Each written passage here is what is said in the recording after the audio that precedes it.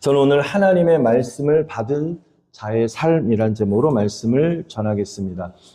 여러분, 우리가 누군가 전도할 때, 불신자들을 전도할 때, 그럼 그 상대방이 이렇게 말하는 경우가 있지 않습니까? 정말 하나님이 살아계시면 뭔가 좀 증거를 보여줘. 확실한 증거만 보여주면 내가 교회 다닐게, 예수 믿을게. 여러분, 이렇게 대답을 들으신 적이 있으신가요? 예, 가끔 이렇게 말하시는 분들이 계세요.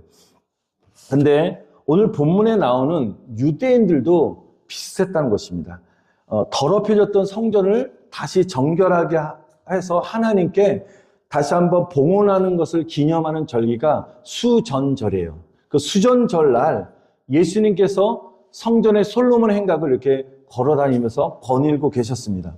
그때 유대인들이 예수님의 앞에 나와서 찾아와서 묻는 거예요. 당신이 그리스도라면, 당신이 왕이고 그리스도라면 밝히 나에게 증거를 보여달라는 거예요. 말씀해달라고 요청하고 있습니다.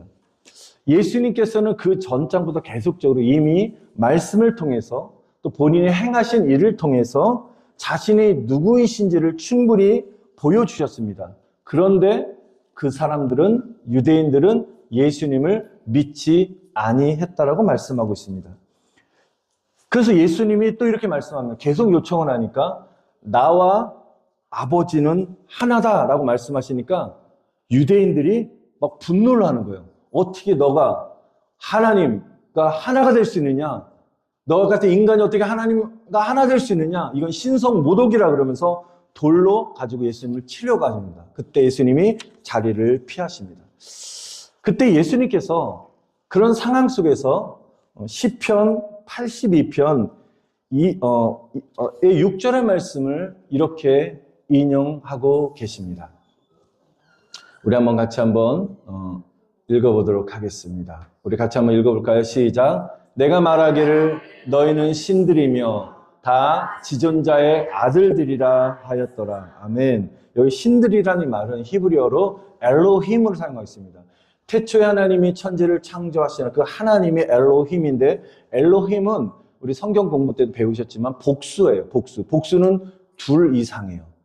우리가 그 하나님은 바로 볼 때 둘 이상이기 때문에 성부, 성자, 성령, 삼일체 하나님을 말씀하고 있는 것입니다.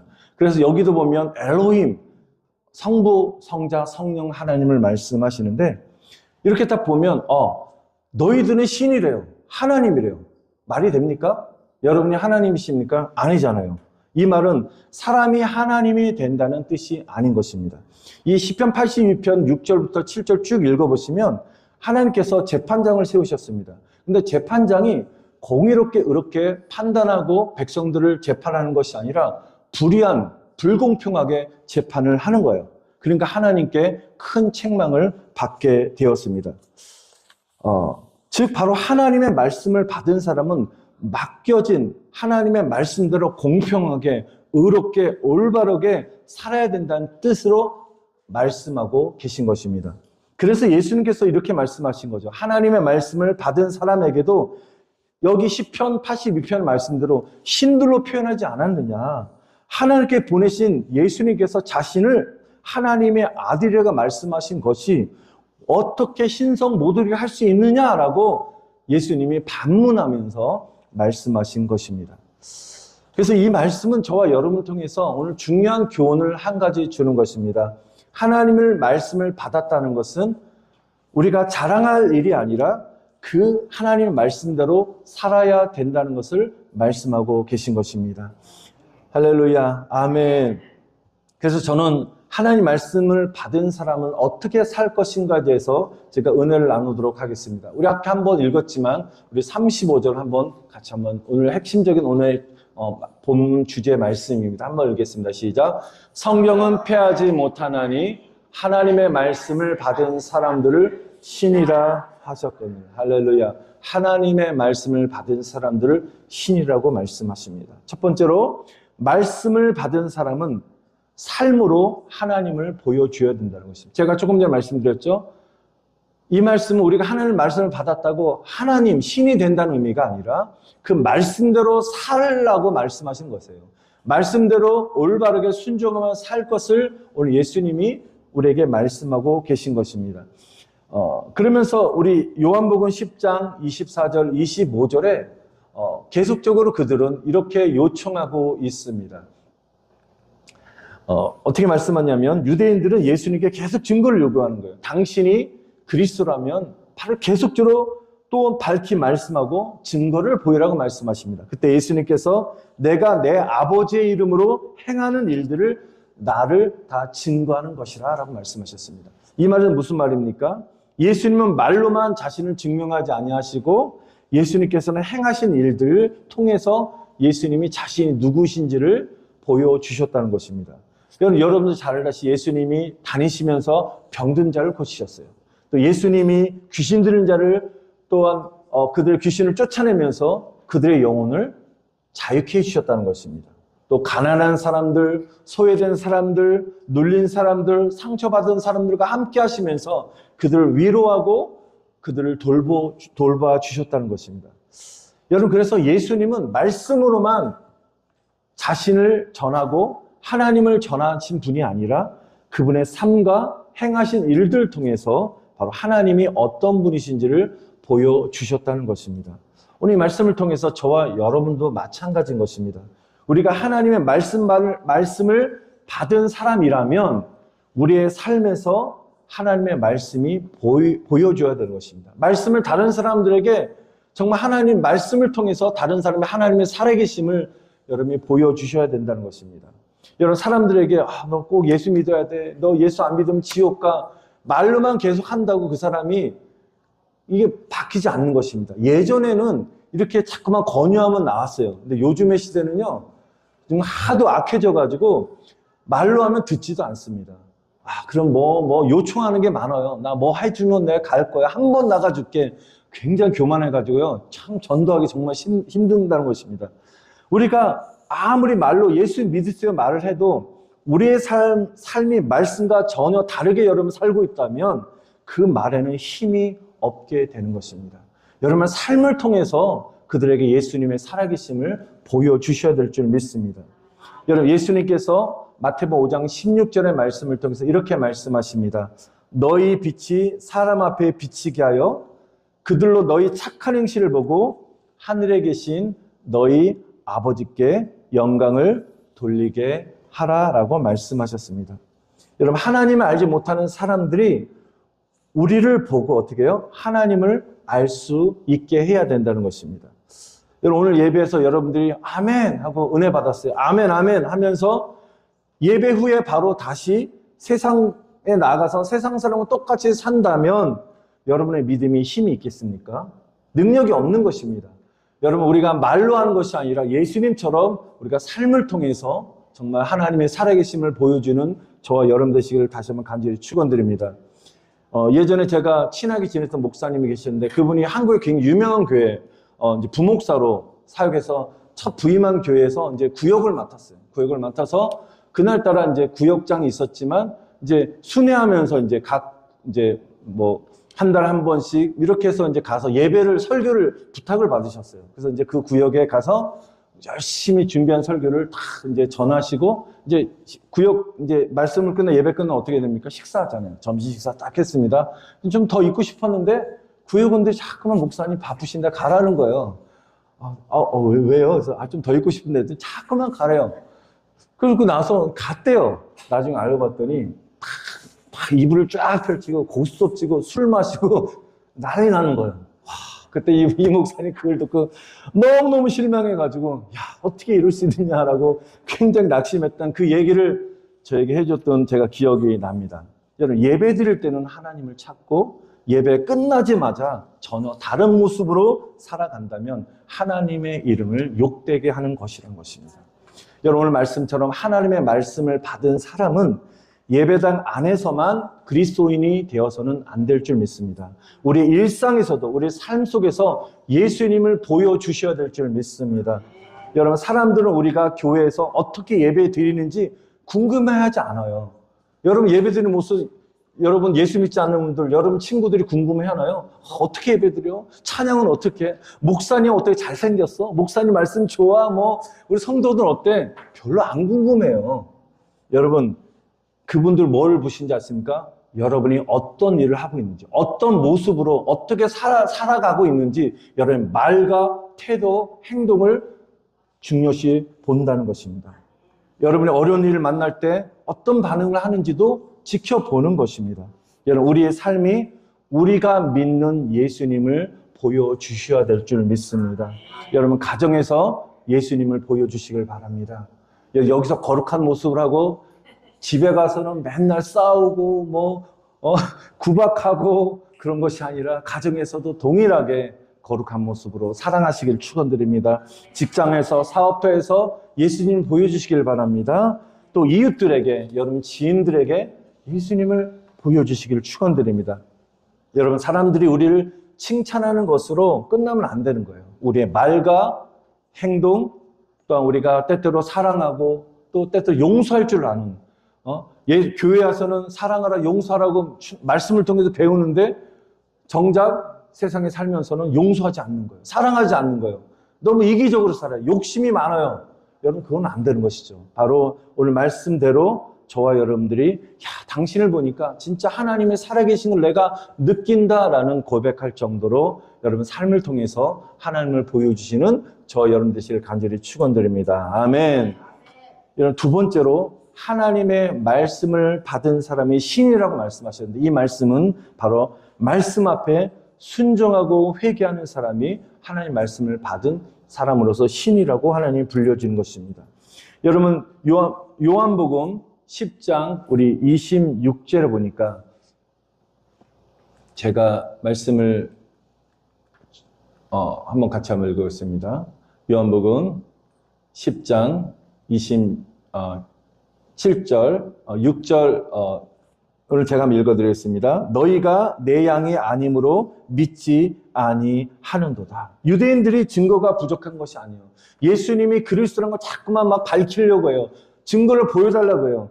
예수님은 그동안 수없이 기적을 보였고 눈먼 자를 뜨게 했고요. 병자를 고침받은 건 너무 무수히 많습니다. 그런데도 그 사람들은 예수님을 믿지 않았다는 것입니다. 또 종종 그들은 하나님께서 기적 하나만 보여주면 내가 믿습니다. 아까도 얘기했지만 사람들에게 요구를 하지만 성경은 기적을 많이 보였다고 결코 믿음이 생기는 것이 아니라고 말씀하고 계신 것입니다. 우리 마태복음 11장 20절에 보니까 이렇게 말씀하십니다. 예수께서 권능을 한번 읽어보겠습니다. 시작. 예수께서 권능을 가장 많이 베푸신 고을들이 회개치 아니함으로 그때 책망하시되, 뭐라고 했습니까? 예수님께서 권능을 가장 많이 행한 그 마을 고을들을 왜 책망하셨어요? 권능을 많이 행한데 그들이 회개하지 않았다는 것입니다. 우리는 기적만을 원해요. 응답만을 원해요. 축복만을 원해요. 근데 정작 삶은 회개하지 않는 삶, 거룩한 삶, 하나님이 원하시는 삶을 살지 않고 있다는 것입니다. 예수님이 그렇게 기적을 행한 정말 아끼는 영혼들이 사는 정말 그 마을에 정말 많은 에너지와 시간과 많은 노력을 쏟았음에도 불구하고 그 마을이 하나님이 원하시는, 예수님이 원하시는 뜻대로 살지 않았다는 것입니다. 회개치 않았다는 것입니다.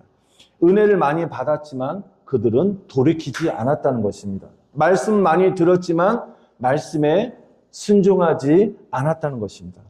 여러분, 그러므로 우리가 말씀을 받았다는 그 뜻은 말씀을 많이 들었다는 의미가 아닌 것이에요. 말씀에 순종했다는 뜻인 것입니다. 여러분, 오늘 이 시간에 저와 여러분들이 하나님 말씀을 받았습니까? 그 말씀을 순종하시기를 간절히 축원드립니다. 할렐루야, 아멘.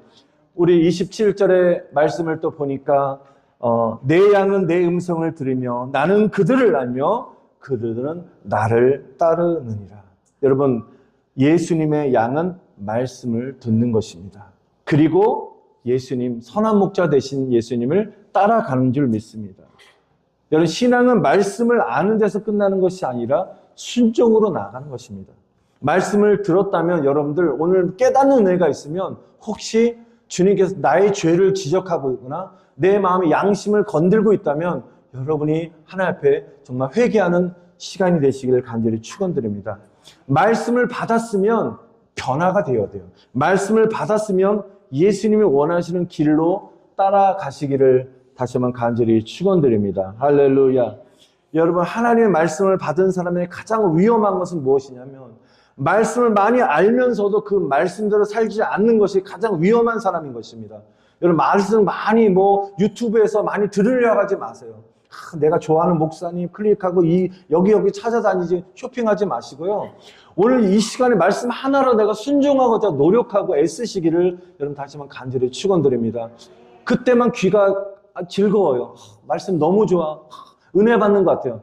돌아서면 똑같아요. 여러분, 왜 그렇습니까? 왜 똑같습니까? 왜 변화가 안 됩니까? 말씀을 순종하지 않고 듣기만 한다는 것입니다. 지식적으로만 자꾸만 지식을 쌓아가는 것이 문제라는 것입니다. 여러분, 말씀을 아는 것에 끝내지 마시고 말씀이 우리 삶이 되시기를 여러분 다시 한번 간절히 축원드립니다. 아멘. 여러분, 세 번째로 우리가 하나님의 말씀을 받은 사람은 예수님을 닮아 복음의 씨앗을 뿌려야 된다는 것입니다. 여러분, 하나님의 말씀을 받은 사람은 겸손해질 수밖에 없어요. 교만해질 수가 없는 것입니다. 왜? 말씀은 예수님이기 때문에. 예수님 그 존재 자체가 겸손의 신이기 때문에 여러분의 말씀이 들어오면 내 안에 예수의 생명이 들어오는 것이고 예수의 생명이 들어오면 겸손하신 예수님의 은혜가 여러분에게 충만히 부어지게 되는 줄 믿습니다. 여러분, 그래서 우리는 예수님을 닮아갈 수밖에 없는 것이에요. 여러분, 온유하신, 겸손하신, 사랑으로 충만하신 예수님을 닮아가시기를 여러분 다시 한번 간절히 축원드립니다. 아멘. 여러분, 예수님을 닮아가면 닮아갈수록 우리의 언어가 달라지는 거예요. 우리 행실이 거룩하게 변화가 되는 줄 믿습니다. 여러분, 베드로전서 4장 11절에 참 놀라운 말씀이 있습니다. 우리 한번 읽어보겠습니다. 시작. 만일 누가 말하려면 하나님의 말씀을 하는 것 같이 하라. 할렐루야. 여러분, 말을 할 때 하나님이 말씀하신 것처럼 말하래요. 이 말은 뭐야? 가볍게 말하지 말라는 것이에요.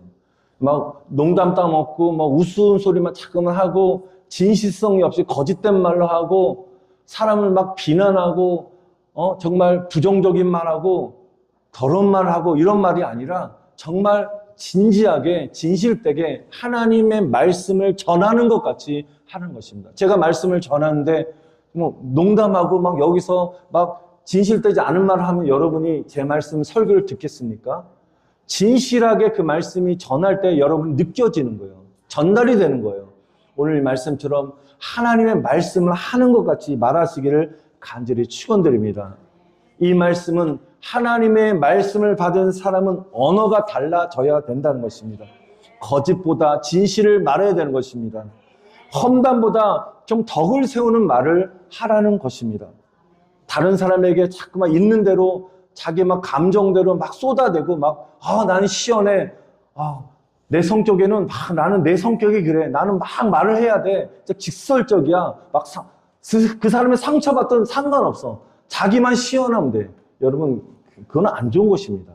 상처 주는 말보다 정말 어떻게 하면 이 사람을 살릴까? 이 사람을 힘을 줄까? 이 사람에게 격려를 줄까? 여러분, 그런 말 하시기를 축원드립니다.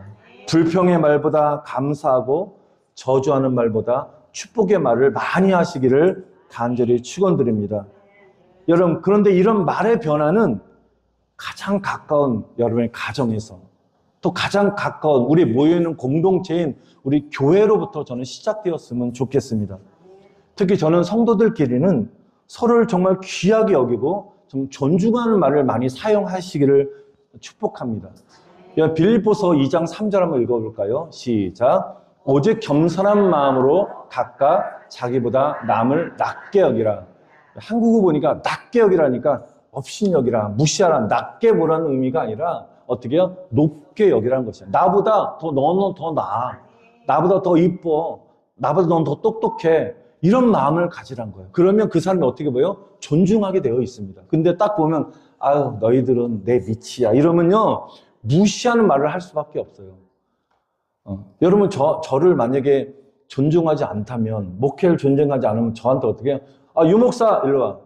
예전에요, 아까 제가 처음에 얘기했던 구역에서 그랬던 그 목사님 저한테 그런 거 처음에 갔더니, 얼마나 그 교인들이 얼마나 센지, 갑자기 있는데 갑자기 걸레를 딱 던지더니, 목사님 여기 좀 닦으세요. 그러더래요. 와, 이분이 너무 충격받아가지고. 마구 대하는 거예요. 여러분, 이게 정말 존중해야 되잖아요. 존중을, 목사님, 제가 하겠습니다. 아니, 목사님, 함께 해요. 뭔가 이 말 자체가, 언어 자체가 달라진다는 것입니다. 여러분, 내가 다른 사람들보다 정말 그 사람이 더 낫다고 여길 때 그 사람을 함부로 대할 수 없고 언어도 달라지게 된다는 것입니다. 그래서 저는 교회 안에서는요, 정말 더 품위 있는 언어, 정말 따뜻한 언어를 많이 했으면 좋겠습니다. 아무리 친한 사이라 할지라도 좀 교회 안에서는 정말 서로 존중하는 마음으로 좀 존댓말을 앞으로 사용했으면 좋겠습니다. 우리끼리 익숙해진, 우리가 정말 수십 년 동안 친했잖아요. 그러니까 야, 너, 뭐 이렇게 편하게 말을 할 수 있습니다. 그러나 만약 여러분들 처음 새신자가 왔다 생각해 보세요. 전부 다 야, 너 하고 있어요. 그러니까 뭐 직분도 아무도 없어요. 그러면 어떻게 됩니까? 새신자가 너무 놀라는 거죠. 적응을 못하는 것입니다. 저는 실제적으로 제 아내 있을 때 집에서는 가끔 이렇게 말을 놓기도 하지만 전 대부분 둘이 존댓말 합니다. 제가 여러분들 앞에서 제 사모한테 사모 일로 와 이런 적 한 번도 없거든요. 사모님 일로 오세요. 이거 해주세요. 똑같아요. 가정에서도 남편에게 아내에게 서로 존댓말 하셔야 되는 것입니다. 그럴 때 관계가 오래 가요. 존대할 때 그 사람이 굉장히 힘을 얻고 위로를 받는 것입니다. 여러분, 가까운 사이일수록 오히려 말을 더 아름답게 사용할 때 그 관계가 굉장히 깊어지고 아름답게 된다는 것입니다. 그래서 제가 여러분들에게 부탁을 드리고 싶습니다.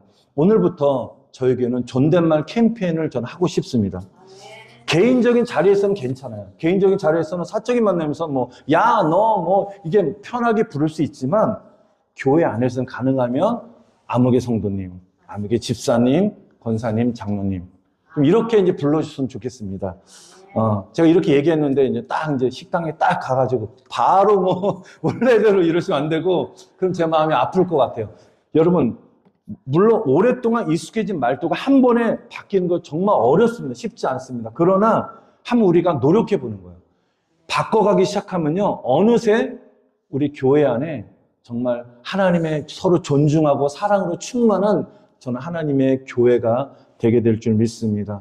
되도록이면 언니, 누 이런 말보다는 그냥 집사님 이렇게 아무개 집사님 하지 마시고 좀 성을 제대로 붙여주셔서 존중했으면 좋겠습니다. 할렐루야, 아멘. 별로 아멘을 안 하시네. 자신이 없어서 안 하시는 것 같아요. 하지만 전 계속적으로 이제 앞으로 툭툭 칠 겁니다. 제 앞에서 그러면 그래도 정말 존중할 만 합시다라고 전 계속적으로 여러분에게 말씀을 앞으로 드릴 것입니다. 여러분 받아주시기를 축복합니다. 아멘. 여러분, 오늘 마지막으로 제가 이 말씀을 드리고 마치도록 하겠습니다.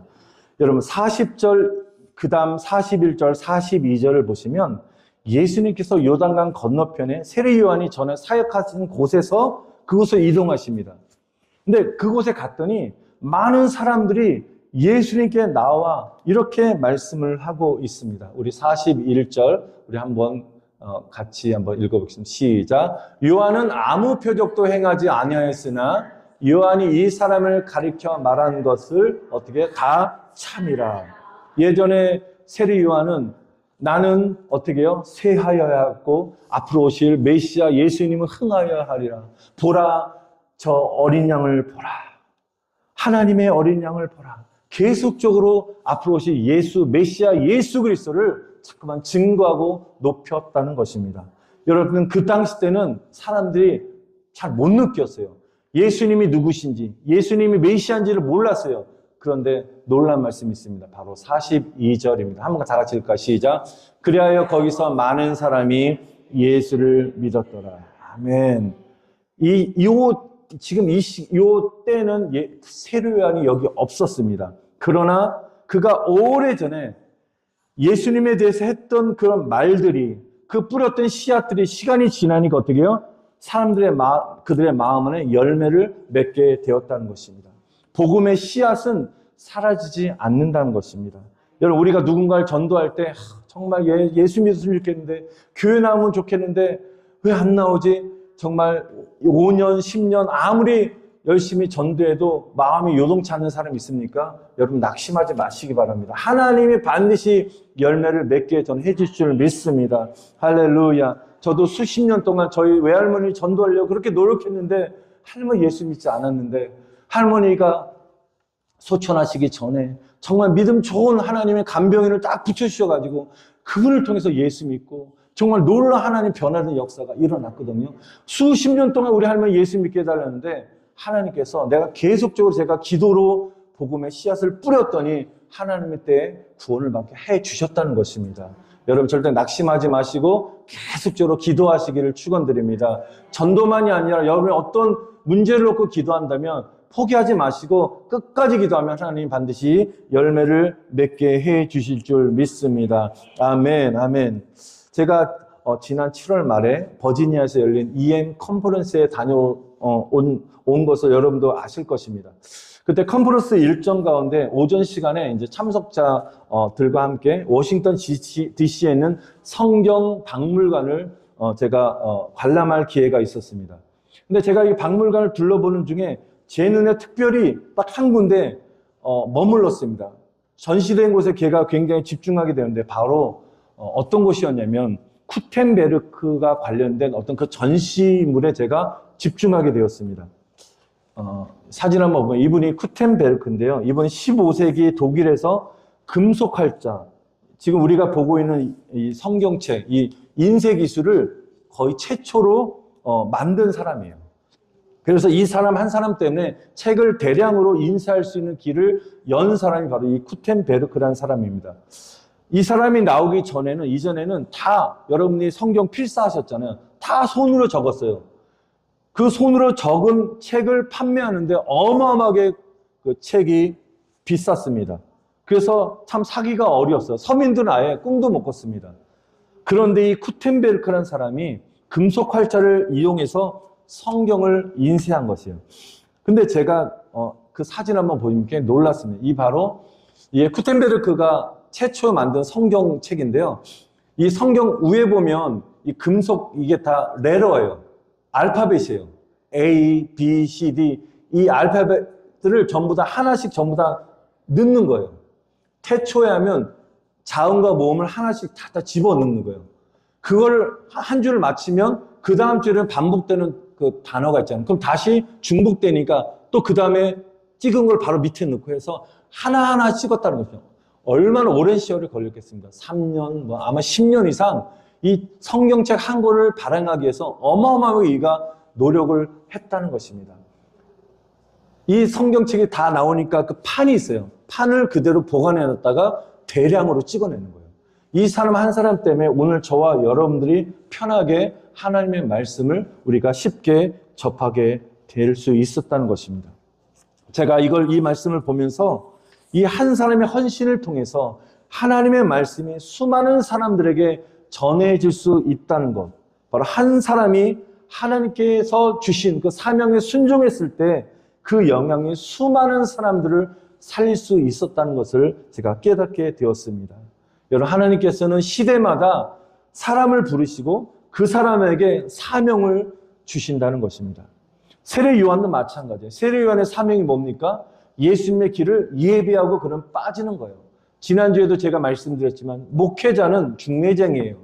예수님과 여러분을 잘 연결시켜주고 저는 빠지는 사람이 목회자인 것입니다. 만약에 목회자가 그 중간에 서서 예수님이 받으실 영광을 제가 가로친다면 저는 크게 하나님께 심판을 받는 것입니다. 항상 저와 여러분들은 항상 예수님의 이름만을 높여야 될 줄 믿습니다. 구텐베르크에게도 하나님 말씀이 더 널리 전하는데 그는 쓰임받은 사명을 받은 사람이었다는 것입니다. 오늘 우리도 하나님께서 이 시대에 우리를 부르셨습니다. 중요한 건 내가 얼마나 성공해서 유명한 사람이 되는 것이 아니라 하나님께서 나에게 맡기신 사명이 무엇인지를 깨닫고 그 사명에 충성하는 사람을 하나님이 찾고 계신 줄 믿습니다. 작은 일이라도 이것이 나에게 주신 사명이라면 죽는 날 그 순간까지 여러분 끝까지 충성하시기를 간절히 축원드립니다. 제가 어제 우리 성도님들도 여러 분 가셨는데요. 어느 분이 초대권을 주셔서 제 사모와 함께 아름다운 교회에서 한 편의 이제 뮤지컬을 관람하게 되었습니다. 그 뮤지컬은 어느 젊지 않은 여가수의 노래인데 그 오른쪽엔 윤영아라는 1990년대 미니 데이트라는 그 노래를 통해서 대중적 인기를 끌었던 굉장히 유명했던 여가수였고, 옆에는 손현주라는 영국 우리 탤런트 배우 두 사람이 나와서 하는 뮤지컬이었습니다. 이 오른쪽에는 그 여자분 윤영아 이분이 자기의 삶을 통해서 하나님을 만나는 과정이 자서전적인 그런 간증의 내용을 뮤지컬로 만든 거거든요. 근데 이 윤영아 씨가 한때 큰 인기를 끌었지만 그 소속사와의 큰 문제로 인해서 오랫동안 활동이 중단되었습니다. 거의 10년 가까이. 아마 10년 가까이 활동을 못하면 여러분 거의 그냥 뭐 연예계를 퇴출당한 거랑 마찬가지인 것입니다. 얼마나 마음이 낙심하고 힘들었겠습니까? 이분은 깊은 고독과 절망의 시간을 갖게 되었습니다. 근데 그런 가운데서 여러분 잘 아시는 칠갑산 그 노래 아시잖아요. 옥경이 그 작곡하신 조은파라는 지금 현재 사랑의 교회 안수 집사님이신데 그 집사님을 만나면서 그분을 통해서 복음을 접하게 되고 예수님을 만나서 새로운 인생을 시작하게 되었다는 그 이야기가 오늘 이 뮤지컬의 큰 내용이었습니다. 근데 한 10년이 지난 후에 그가 예수님을 만나고 나서 하나님께서 그에게 새로운 길을 열어주셨어요. 다시 방송을 활동할 수 있는 그런 기회가 막 열리기 시작했습니다. 그래서 막 수많은 방송국에 가서 노래를 부르고 옛날 같지는 않지만 계속적으로 많은 사람이 이 윤영아라는 사람을 기억하고 막 찾는 거예요. 그러니까 막 인기를 얻기 막 시작했습니다. 근데 그때 이분이 기도하면서 결국 자신의 삶의 목적이 세상의 인기인 것인가? 세상 사람들에게 인기를 얻고 내 성공하고 내가 돈을 많이 버는 것이 내 인생의 목적인가를 고민하기 시작했대요. 근데 이분이 깨닫기 시작한 것은 그것이 아니라 내가 만난 하나님을 증거하는 것이 나의 평생의 사명이구나라는 것을 이분이 깨닫게 되었다고 합니다. 그래서 자신의 간증을 이 뮤지컬로 만들어서 정말 전 세계를 다니면서 이 신앙 뮤지컬을 통해서 자신이 만난 예수님을 증거하면서 복음을 전하는 삶을 사기로 결단했다고 합니다. 근데 제가 이걸 보면서 제가 깨달은 것은 뭐냐면 이 분이 한 분이 윤영아라는 사람이 변화되기까 누가 있었습니까? 조은파라는 그 작곡가, 신앙인을 통해서 이분이 예수님을 만나게 되었다는 것입니다. 조은파라는 분은 이 한 사람에게 씨앗을 뿌렸다는 것입니다. 그 씨앗을 통해 윤영아라는 한 사람의 인생이 변화가 되었습니다. 그러니까 그 변화된 인생이 어떻게 됩니까? 또 수많은 사람들에게 복음을 전하는 통로가 되었다는 것입니다. 여러분 이것이 복음의 저는 역사인 줄 믿습니다. 한 사람을 통해 또 한 사람이 살아나고 또 그 한 사람을 통해서 또 다른 사람이 살아나는 역사가 하나님께서 원하시는 복음의 역사인 줄 저는 믿습니다. 할렐루야, 아멘. 우리 함께 아까 읽었지만 우리 42절의 말씀처럼 세례 요한은 씨를 뿌렸어요. 그 당시 때는 그들이 예수님을 못 만났어요. 한데 시간이 지나니까 어떻게 했다고? 수많은 사람들이 예수님, 세례 요한이 전했던 그 분이 이분이셨구나. 그래서 세상 모든 사람들이 다 예수님을 만나게 되었다는 것입니다. 조금 전에 제가 쿠텐베르크에 대해서 나눴지만 이분도 하나님께 받은 사명을 감당했습니다. 그의 수고를 통해서 사람들이 하나님의 말씀을 책으로 쉽게 접하게 되었다는 것입니다. 여러분 각 시대마다 하나님께서는 사람을 부르십니다. 노아도 부르셨고요, 아브라함도 부르셨고, 모세도 부르셨고, 세례 요한도 부르셨고, 사도 바울도 부르셨습니다. 그리고 누구를 부르십니까? 여러분을 하나님이 부르고 계신다는 것입니다. 여러분 하나님께서 우리를 이 시대 가운데 우리 승리교회에 보내셔서 이 페이필에 살게 하신 이유가 무엇입니까? 그 목적을 여러분이 깨달으시기를 간절히 축원드립니다. 나는 나이가 많고 능력이 부족한 사람이니까 나는 할 수 있는 게 없어, 할 수 있는 일이 없어라고 생각하지 마시고요. 여러분 누군가에게 오늘 윤영아라는 그 분이나 이 쿠텐베르크나 세례 요한이나 한 사람에게 씨를 뿌리면 그 영혼이 변화돼서 예수 믿는 사람이 되고 또 그 한 사람을 통해서 다른 사람에게 복음을 증거되는 놀라운 역사가 여러분을 통해서 이루어지시기를 여러분 다시 한번 간절히 축원드립니다. 아멘.